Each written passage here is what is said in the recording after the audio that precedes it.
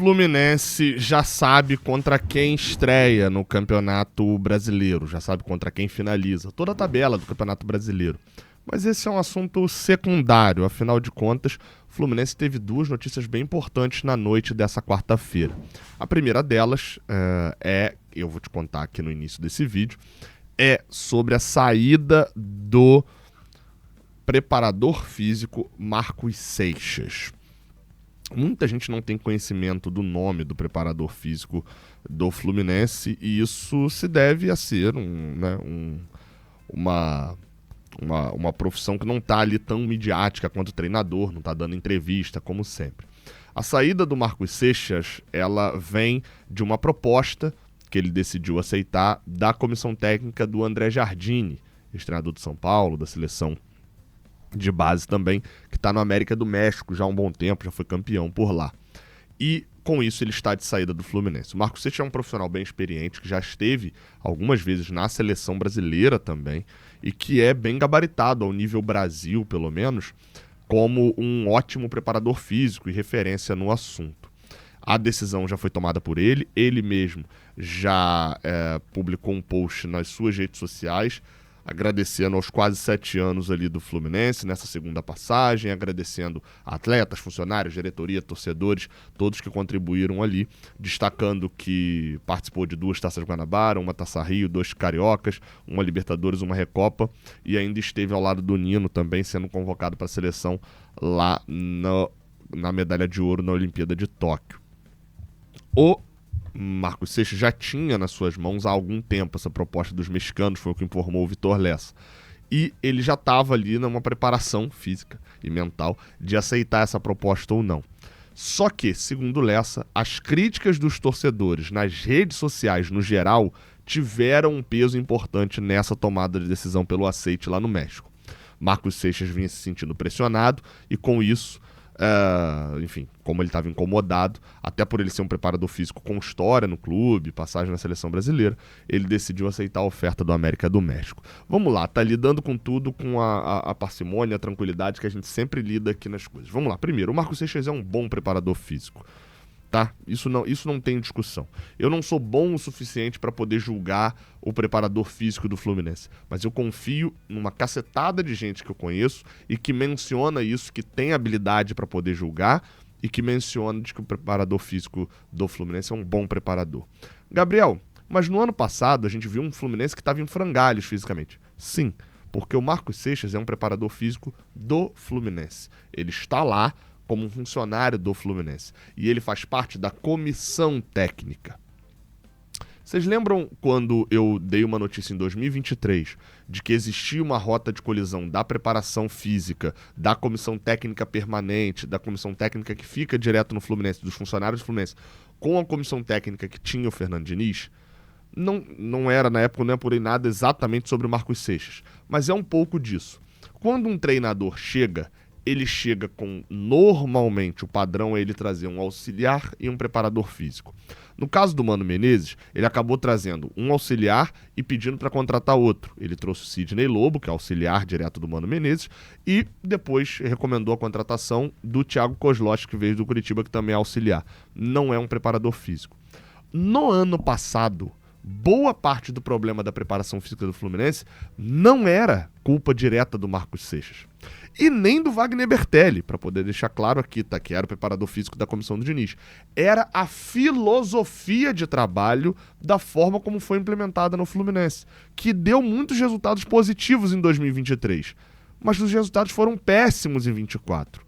Não custa lembrar que em 2024 o Fluminense decidiu começar a sua preparação física e botar os jogadores para jogarem 7 dias depois de eles serem reapresentados.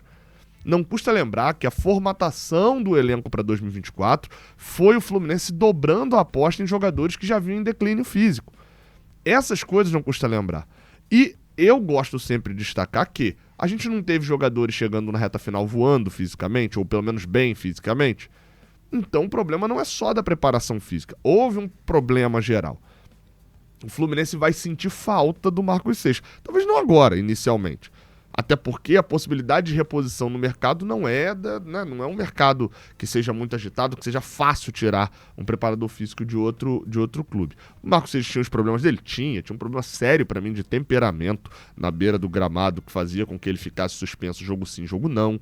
Era um cara extremamente enérgico. Vai lá, tinha sua vantagem fora de campo, no vestiário, etc. Tinha assim, mas é a mesma coisa do Felipe Melo. O problema que ele causava por várias vezes, o Fluminense tinha que ir sem preparador físico, com algum problema de preparador físico, por causa de expulsões dele, que ele perdia a linha ali nas reclamações.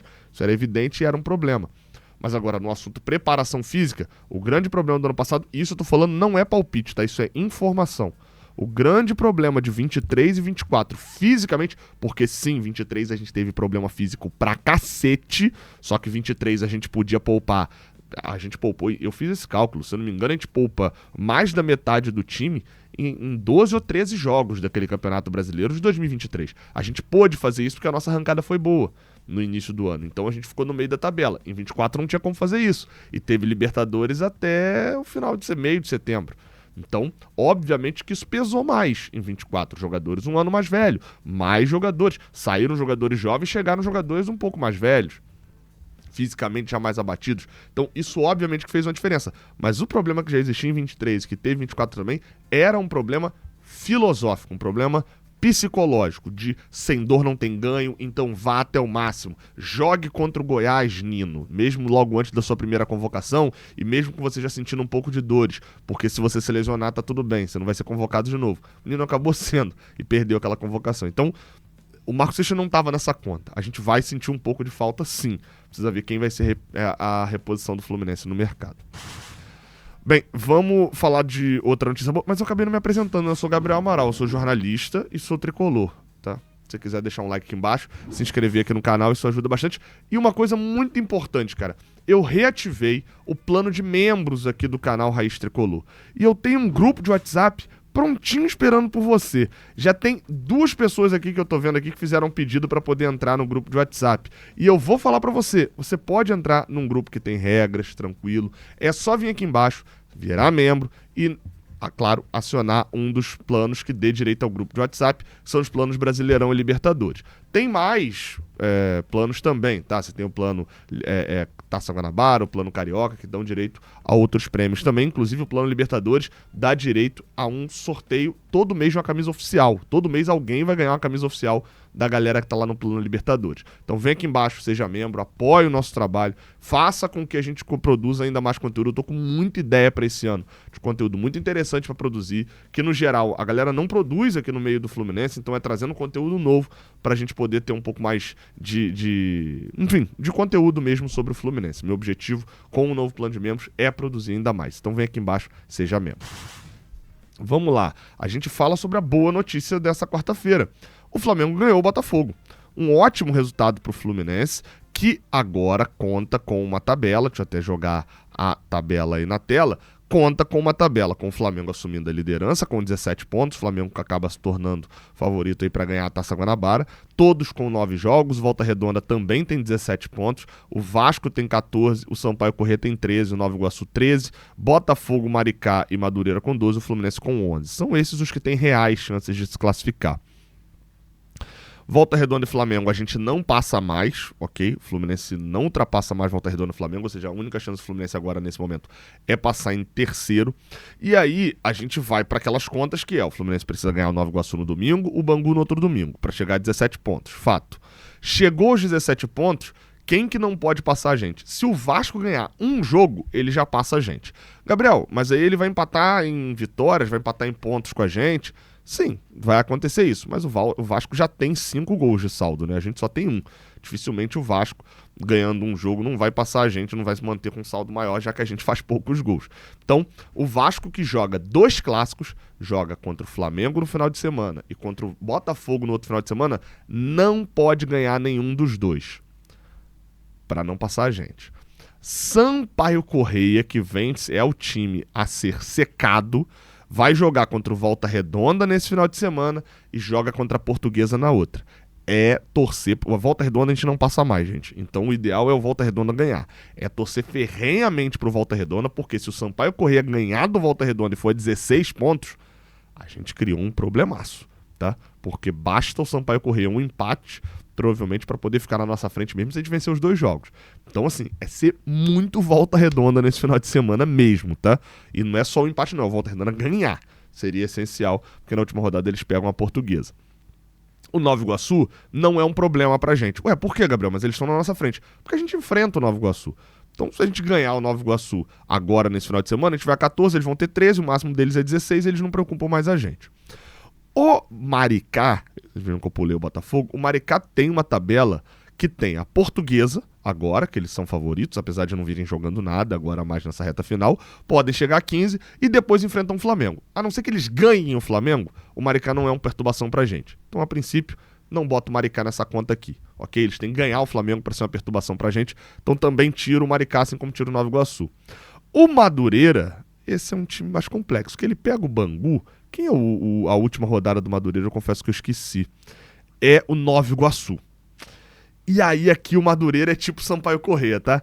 Vamos torcer pro Madureira tropeçar com o Bangu, pra eles não chegarem contra o Nova Iguaçu na última rodada com chance de classificar. Se eles empatarem com o Bangu, já tá tudo ok. Beleza? E a gente vem pro Botafogo, que na próxima rodada pega o Boa Vista. Se ganhar, vai a 15 pontos. Se empatar, tá eliminado. Mas se ganhar, vai a 15 pontos. E na última rodada, enfrenta o Vasco. Então, neste caso, o Botafogo e o Boa Vista não importa tanto pra gente. Importa um pouquinho, mas não importa tanto. Por que não importa tanto, Gabriel? Porque se ele ganhar do Boa Vista, na última rodada, uma vitória do Botafogo sobre o Vasco vai fazer com que o Botafogo chegue a 18 e fique na nossa frente. Se na última rodada o Vasco ganhar o Vasco vai a 17 e provavelmente vai ficar na nossa frente mesmo se perder pro Flamengo. Então provavelmente um desses dois fica na nossa frente. A derrota do Botafogo pro Flamengo foi crucial para quê? Para que não tenha chance do Botafogo e do Vasco ficarem na nossa frente. Se a gente fizer 17 pontos, Botafogo e Vasco só chegam a 17 pontos se o Vasco ganhar o Flamengo e perder para o Botafogo. É a única hipótese de Botafogo e Vasco ficarem na nossa frente, é o Vasco ganhar o Flamengo nesse final de semana e o Botafogo ganhar o Boa Vista e ganhar o Vasco na última rodada. Aí o Fluminense ser eliminado. Se isso não acontecer, o Vasco ganhar o Flamengo e o Botafogo ganhar o Vasco, a hipótese da gente ser eliminado fazendo 17 pontos é apenas o Madureira ganhar seus 2 jogos, ou o Maricá ganhar do Flamengo, né? Ou o Sampaio Corrêa ganhar seus 2 jogos. Ou seja, o nosso foco nessa rodada agora pode ter ficado confuso, mas você volta para assistir, beleza? Nosso foco nessa rodada agora é muito simples. O Madureira tropeçar no Bangu. Bangu e Madureira é no sábado, às 18h30, e se sair vencedor não tiver vencedor nesse jogo, é maravilhoso pra gente, já ferra o Madureira. Boa Vista e Botafogo. Não é crucial, não é pra gente gastar muita secação. No mesmo horário, né, que vai ser 7 da noite, vai ter 6h30, é muito mais importante pra gente que o Bangu não deixe o Madureira ganhar do que necessariamente o Boa Vista ganhar o Botafogo. Mas, em todo caso, o empate aqui também é a mesma coisa da vitória do Boa Vista. Se tiver empate, já tá ótimo pra gente. Esse empate elimina o Botafogo e elimina o Madureira também. Na noite do sábado tem Flamengo e Vasco. E é crucial pra gente aqui o quê? Uma vitória do Flamengo. Se o Flamengo ganhar o Vasco aqui, o Flamengo já vai a 20 pontos, já está classificado, já está na nossa frente mesmo, e coloca o Vasco numa situação de 14 pontos, onde, na última rodada, ainda que o Botafogo tenha vencido o seu jogo, mesmo se o Botafogo tiver ganhado do Boa Vista, tá? Só um dos dois que vai classificar. Sobra uma vaga. Se a gente tem Flamengo, Volta Redonda, e um dos dois entre Vasco e Botafogo vai ser eliminado, vai ficar sobrando uma vaga que vai ser de disputa entre o Fluminense, que pode chegar a 17, Sampaio ou Madureira, né? Se não tiver ganhado, o Bangu lá atrás já tá eliminado, mas se ganhar, teria chances. E o Sampaio Corrêa e Volta Redonda, que a gente aqui é muito Volta Redonda. Repetindo, não é nem empate aqui. A gente é muito Volta Redonda lá no Lorival Gomes. Esse jogo é no mesmo horário do Fluminense Nova Iguaçu. Toda a cobertura aqui no Raiz Tricolor, tá? É porque vocês viram membros que apoiam esse tipo de projeto, por exemplo. A gente vai estar no Maracanã de olho com o resultado ao vivo aparecendo na tela entre Sampaio Corrêa e Volta Redonda. Então, os 2 jogos às 4h, crucial uma vitória do Voltaço nesse jogo aqui em Saquarema. E ainda no domingo à noite, Portuguesa e Maricá, que é basicamente aquele jogo que o Maricá teria que ganhar o Flamengo para poder ferrar a nossa vida. Se ele puder tropeçar na Portuguesa aqui logo, já é melhor, né? Já facilita um pouquinho mais. Então, assim, numa rodada perfeita seria o quê? Tropeço do Madureira no Bangu, empate aqui pelo menos. Boa Vista e Botafogo empatando pelo menos. Vamos simular? Deixa Deixa eu abrir aqui o simulador. Vamos numa rodada perfeita, tá? Dentro do limite. O Madureira empatando com o Bangu, o Boa Vista empatando com o Botafogo, o Flamengo empatando com o Vasco, o Fluminense ganhando o Nova Iguaçu, o Sampaio Corrêa perdendo para o Volta Redonda e a Portuguesa ganhando. Não precisa ganhar, não. Pode empatar com o Maricá. Numa rodada perfeita, o Fluminense entra na última rodada já no G4 e com Vasco e Botafogo se enfrentando. Ou seja, quem pode passar o Fluminense, caso... inclusive é capaz até do Fluminense poder se classificar com 15 pontos, tá? Só informação. O Fluminense talvez possa se classificar com 15 pontos e empatar na última rodada com o Bangu. Seria uma loucura, mas daria.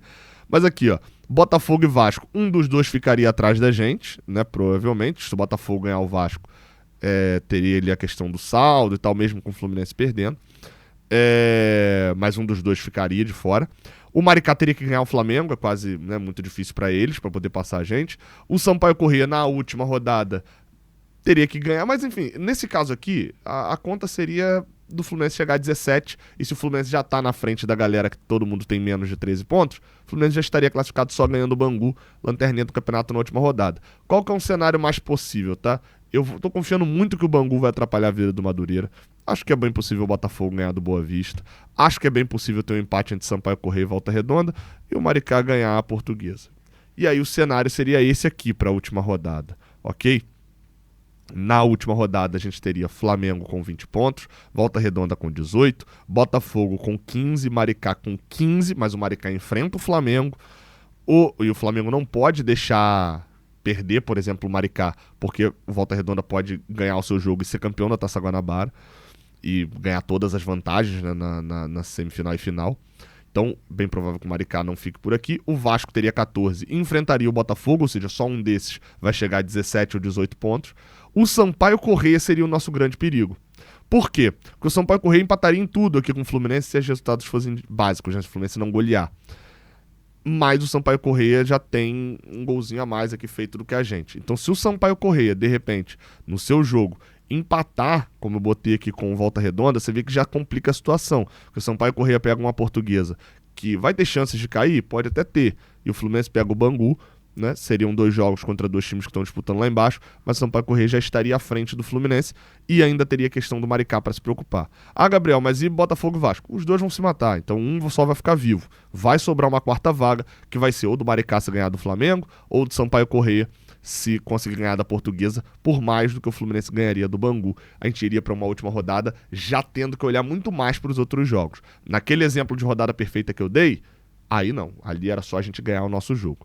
Enfim, o cálculo não é simples, mas a gente já deu aqui a pista para saber para quem você deve torcer nesse final de semana. Bem, aquela passada rápida só na questão da tabela, tá? Do Campeonato Brasileiro. O Fluminense estreia contra o Fortaleza, foi divulgada a tabela básica, né? Sem data direito ainda dos jogos. O Fluminense estreia fora de casa contra o Fortaleza no Campeonato Brasileiro. Na segunda e terceira rodada enfrenta Bragantino e Santos aqui no Maracanã. O Fluminense vai ter provavelmente o Neymar, né? Jogando aqui no Maracanã nesse primeiro semestre. Depois sai para pegar o Corinthians. Vem receber o Vitória, joga o primeiro clássico na sexta rodada no Engenhão contra o Botafogo, na sétima rodada tem o Sport em casa, Atlético Mineiro e Juventude fora de casa em sequência, na 10ª rodada outro clássico, dessa vez contra o Vasco, na 11ª rodada contra o Internacional fora de casa no Beira-Rio, na 12ª rodada é contra o Ceará no Maracanã. A partir daí entra a paralisação para a Copa do Mundo de Clubes lá no Super Mundial. Quando voltar da Copa do Mundo de Clubes na 13ª rodada, o Fluminense vai visitar o Mirassol, receber o Cruzeiro. Na 15ª rodada tem Fla-Flu, com o mando deles. E a reta final do Fluminense é simplesmente insana, tá? Palmeiras, São Paulo, Grêmio e Bahia. No segundo turno que os mandos invertem, o Fluminense vai ter a seguinte sequência final de Campeonato Brasileiro. Cruzeiro no Mineirão, Fla-Flu no Maracanã, Palmeiras no Allianz Parque, São Paulo no Maracanã, Grêmio na Arena do Grêmio e Bahia no Maracanã. Qualquer coisa que o Fluminense tiver que resolver no final do ano, é bom resolver um pouquinho mais cedo, né? Enfim, claro, você sabe, uma certeza que você tem aqui nesses 38 jogos de Campeonato Brasileiro, vai ter alguém da gente lá fazendo a cobertura. É a cobertura que o torcedor do Fluminense merece ter nas horas boas e nas horas ruins.